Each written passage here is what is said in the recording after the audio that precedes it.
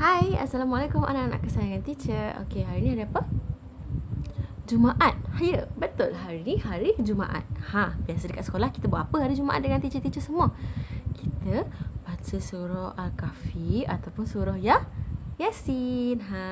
Boleh tak anak-anak teacher semua baca surah Al-Kahfi ataupun surah Yasin dekat rumah dengan bimbingan ibu ayah, ya? Good. Sebelum mulakan pembelajaran, kita kena buat apa? Kita kena baca doa dulu. Clap your hand. Read doa before learning.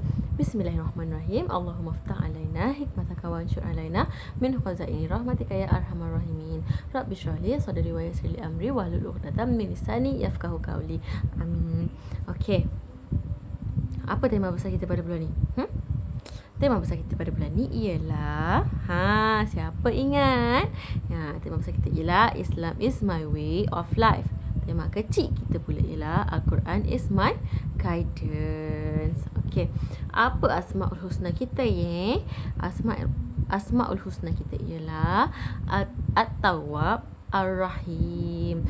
Yang Maha penerima taubat dan yang Maha mengasihani. Okey.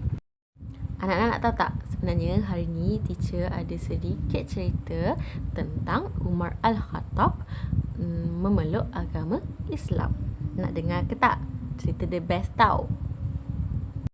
Okey, hari ni teacher nak ceritakan tentang salah seorang sahabat Nabi Muhammad SAW yang bernama Umar Al-Khattab yang memeluk agama Islam hanya kerana mendengar bacaan ayat Al-Quran.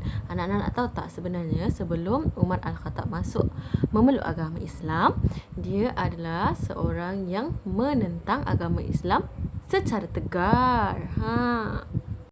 Okey, Umar Al-Khattab tu dia sangat membela agama nenek moyangnya dan Umar Al-Khattab sangat marah kepada Nabi Muhammad kerana dia kata Nabi Muhammad SAW ni seolah-olah menghina agama nenek moyangnya.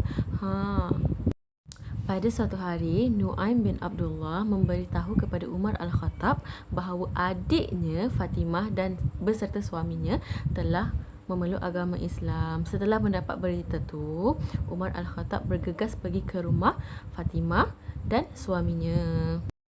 Ketika Umar Al-Khattab sampai ke rumah adiknya iaitu Fatimah, masa tu Khabab sedang mengajar Fatimah dan suaminya membaca Al-Quran. Okey. Khabab cepat-cepat menyembunyikan Al-Quran tersebut. Kenapa? Sebab dia mendapat tahu akan kedatangan Umar Al-Khattab.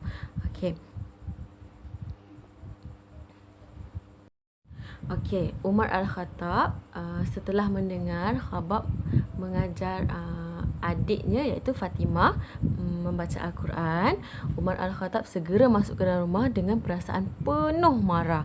Okey, lepas tu Umar Al-Khattab meminta Fatimah menunjukkan apa yang dibaca oleh Fatimah, tapi Fatimah menolak sebab Fatimah merasa Umar Al-Khattab masih dalam keadaan kotor dan Fatimah kata kalau nak baca Al-Quran kita kena dalam keadaan bersih, iaitu kita kena ambil wuduk dulu. Betul tak? Kan? Setelah berwuduk, Umar Al-Khattab ambil wuduk. Dia pun membaca helaian Al-Quran iaitu surah At-Taha ayat 1 sehingga 5. Lepas je Umar Al-Khattab membaca Al-Quran, dia membaca isi dalam Al-Quran tu, apa yang tertulis dalam Al-Quran tu, maka bergegarlah hati Umar Al-Khattab. Umar Al-Khattab kata apa? Setelah membaca ayat-ayat tersebut, dia kata, ya Allah, indahnya bahasa Al-Quran ni. Kemudian Umar pun meminta bertemu dengan Rasulullah SAW dan melafazkan syahadah. Macam mana syahadah?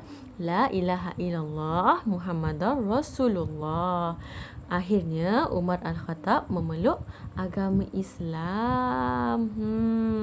Hebat kan Al-Quran? Kenapa teacher kata Al-Quran ni hebat? Sebab Al-Quran mampu menyejukkan dan melembutkan hati yang keras.